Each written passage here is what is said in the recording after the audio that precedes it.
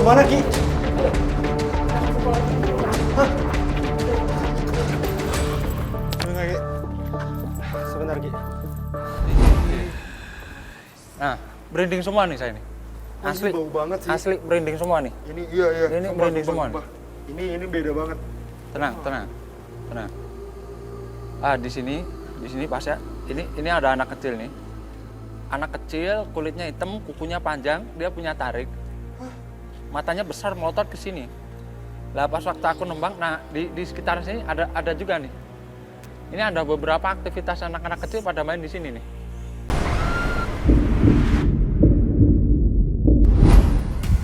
Jadi pas waktu pas di sini, dia coba saya undang, dia hadir melewati sini. Saya spontan kaget, saya tahan dia di situ, akhirnya muncul bau kan. Iya. Ini bau nggak enak loh, by the way. Bau di sekitar sini. Ini baunya bau darah. Nah, ini darahnya masih bercucuran ini. Tapi di sini ada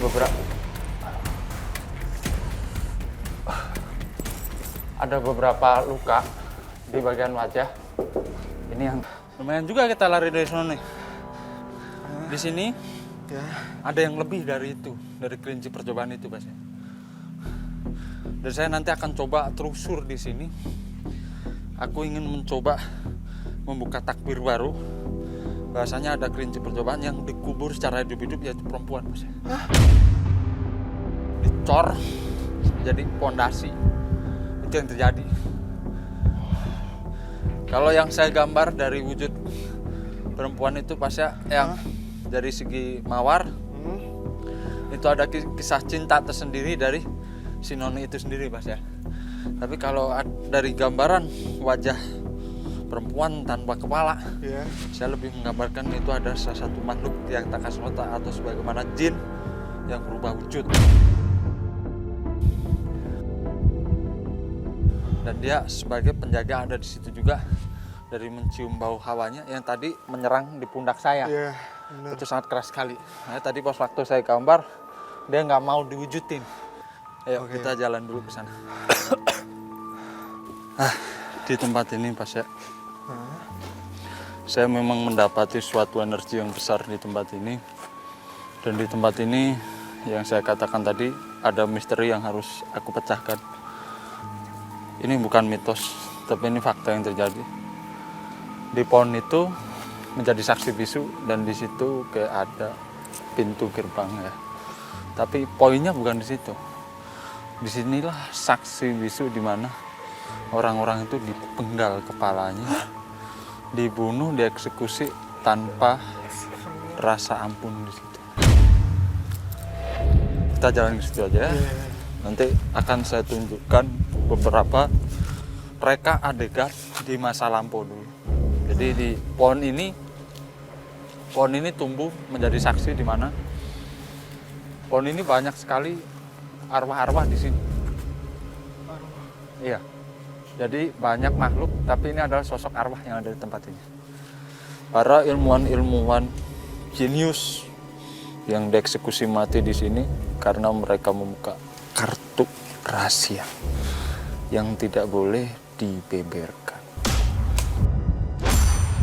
Itu kenapa terjadi pemenggalan kepala, agar kartu itu tidak lepas dari tempat ini, Mas. Ini suasana mulai berubah, cium bau darah, dan di situ kalau saya ingin tahu kebenarannya, seakan orang itu motong kepala itu nggak ada belas kasihan. Mereka digiring, ditendang, tangan mereka dirantai di situ, disekap di situ, ditutup mata mereka, ada ember itu buat naruh kepala. Seakan mereka ini seperti hewan di situ. Di sini pas ya. Sumpah ini aku nggak bisa berkata-kata sih. Darah itu ditampung di sini dan dibuang di sini. Astagfirullahaladzim. Tanpa ada belas kasihan. Jadi kita Astagfirullahaladzim. disinilah tempat eksekusi itu. Persis di sini, Ki. persis di tempat ini. Jadi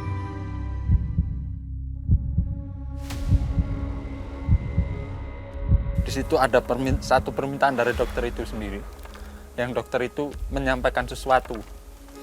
Bahasanya, apa yang kalian lakukan, kalian akan mendapatkan balasan yang setimpal. Dan pemimpin saya mengatakan pada saya, bunuh ini anak ini. Jangan sampai kartu itu terbuka. Jangan sampai rahasia itu terbongkar. Dan kesaksian seperti ini. Kamu potong. Setelah itu kepala kamu buang dalam ember. Jasad digeletakkan begitu aja. Itu yang terjadi.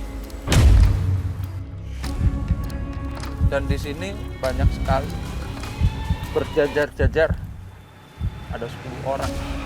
Ilmuwan lainnya yang menyaksikan apa yang akan terjadi pada dirinya. Dan mereka berurutan ada di sini. Wow, Menundukkan kepala seperti itu.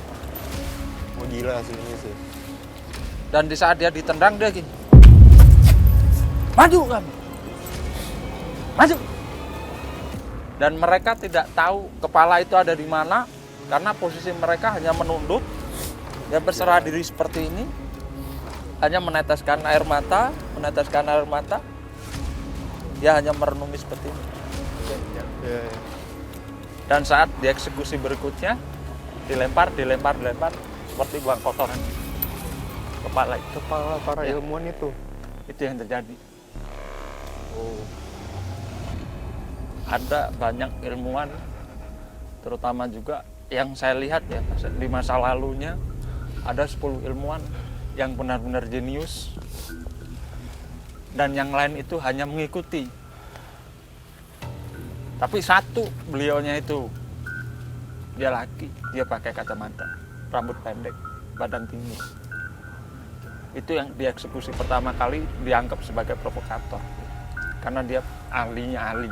Memang orang yang menemukan Iya, obat itu pertama juga kali. ya. Yang lain ini hanya membantu mereka.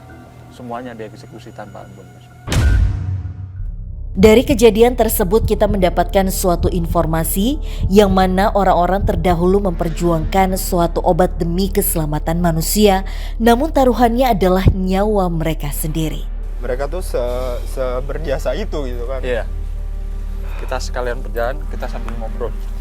Jadi ada fakta yang menyampaikan bahwasanya ada perempuan yang dulunya dia dijadikan tumbal dan dicor secara hidup-hidup di tempat ini. Dan dia pernah merasuki seseorang dan dia mengatakan dia tidak tenang dan dia berada di tempat ini. Itu yang harus kita cari. Kita Wah, cari, sumpah kita ini kirim doa pada dia. Ini bener-bener aku masih belum bisa ngeproses semua Merinding informasi semua yang, nih badan saya. Iya, yang Ki Arjuna kasih, yang bahkan aku tuh nggak dapat informasinya, Ki. Iya.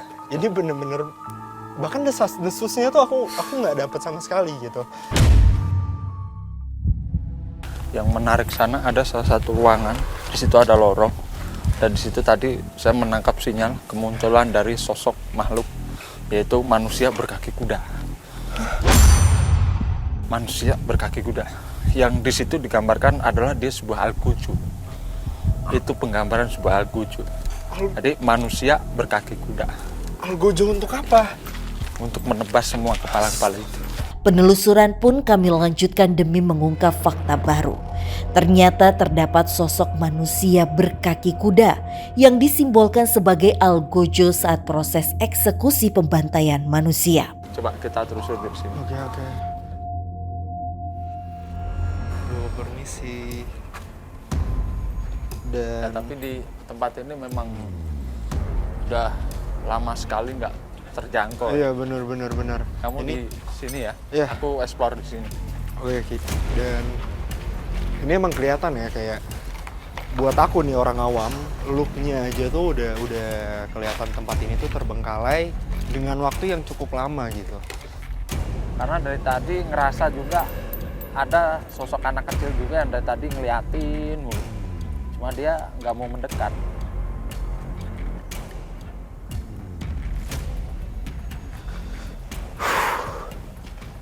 Kayaknya udah cukup sih aku untuk explore di sini.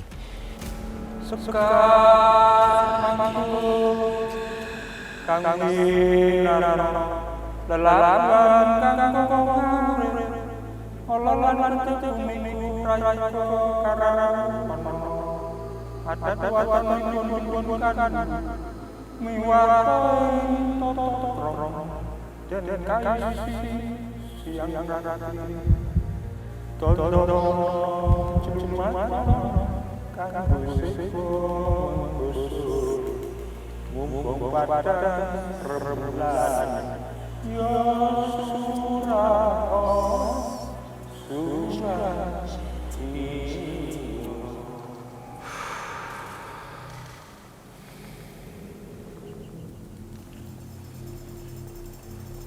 di situ ada sosok anak kecil. Tuh, terdengar suara tuh. Ki Arjuna melihat suatu sosok anak kecil yang menyeramkan di salah satu bangunan. Ki Arjuna mencoba berkomunikasi dengan sosok anak tersebut. Sini. Nah, merinding semua nih saya nih. Asli, bau banget sih. asli merinding semua nih. Ini iya. Ini merinding semua nih. Ini beda banget. Tenang. Di sini pas ya. Ini ada anak kecil nih. Anak kecil, kulitnya hitam, kukunya panjang, dia punya tarik. Matanya besar melotot ke sini. Lah pas waktu aku nembang, nah di sekitar sini ada juga nih. Ini ada beberapa aktivitas anak-anak kecil pada main di sini nih. Paling ada sosok anak kecil hitam, mata merah, itu lari-lari. Di sini nih kayak seakan taman bermain mereka. Taman bermain. Ya. Cuma saya juga agak jaga jarak nih. Soalnya saya nggak tahu kalau mereka ingin menyerang atau apa, karena anak-anak kecil ini merasa terusik atas kehadiran kita nih. Di sini.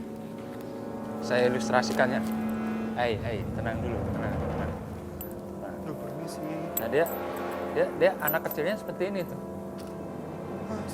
Posisi dia seperti ini. Kayak setengah jongkok gitu Iya, ya, Ki. seperti ini. Dia ada di sini. Cuma dari tadi dia jaga jarak sama kita. Oke. Jadi dia nengok di situ, ngajak kita bercanda. Nah, Tiba-tiba panas loh. ya hawanya